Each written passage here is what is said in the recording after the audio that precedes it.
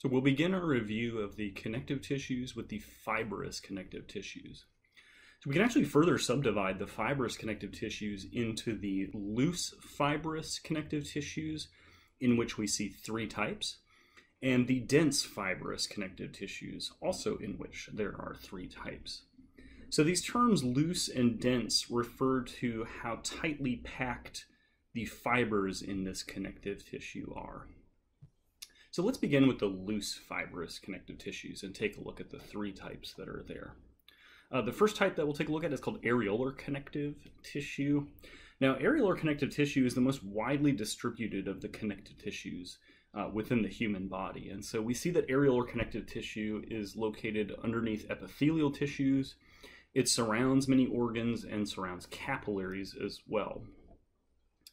The attributes of areolar connective tissue are that the tissue contains all three of our major fiber types. That is, we see collagen, elastic, and reticular fibers within areolar connective tissue. And the major cell types include the fibroblasts, the macrophages, which are providing defense against microorganisms, as well as adipocytes for storage of triglycerides and lipids.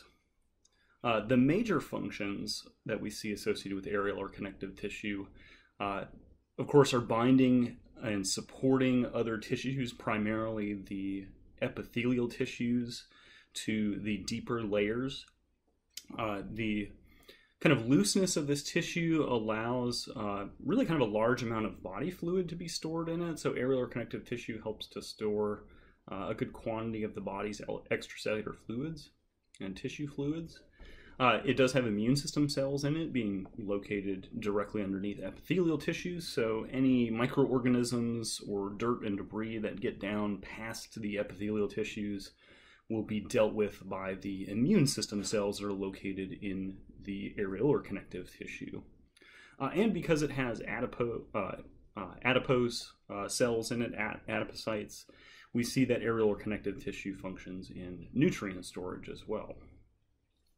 So that is areolar connective tissue. We'll turn our attention now to reticular connective tissue. It's mostly located in major lymphatic organs, so things like the spleen, which is adjacent to the stomach. It's kind of lateral to the stomach there in the abdominal pelvic cavity. The major lymph nodes of the body contain reticular connective tissue, as well as bone marrow. So the reason that reticular connective tissue gets its name is that the primary fiber type within it are the reticular fibers. And these reticular fibers form a mesh-like network within this tissue. Because it's associated with lymphatic system organs, the primary cell type that we see in here are lymphocytes.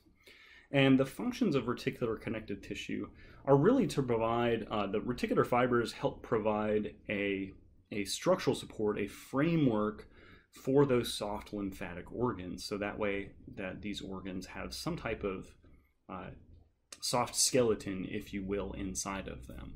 And that soft skeleton happens to be our reticular connective tissue. Okay, so last but not least of the loose fibrous connective tissues is adipose tissue. Adipose tissue has a couple of different locations associated with it. So adipose tissue is located primarily underneath the skin. That is, it's deep to the layer called the dermis. It's also located within the skin of the abdominal region primarily, and also it makes up a large component of breast tissue as well. And we also see that adipose tissue surrounds a number of soft organs, particularly the kidney and the eyes.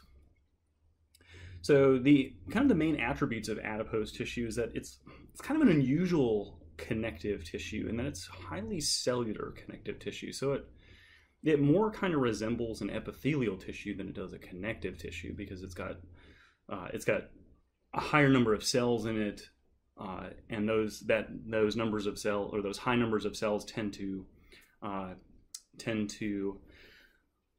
take up a lot of space that would otherwise be occupied by the extracellular matrix. So there's very little extracellular matrix within the adipose tissue, and so we see it's a very highly cellular connective tissue. The main cell type of adipose tissue is probably no surprise here, is adipocytes. So adipocytes function in the storage of triglycerides. Now, these are a lipid substance that can be used really for a variety of things. So adipose tissue functions in physical protection.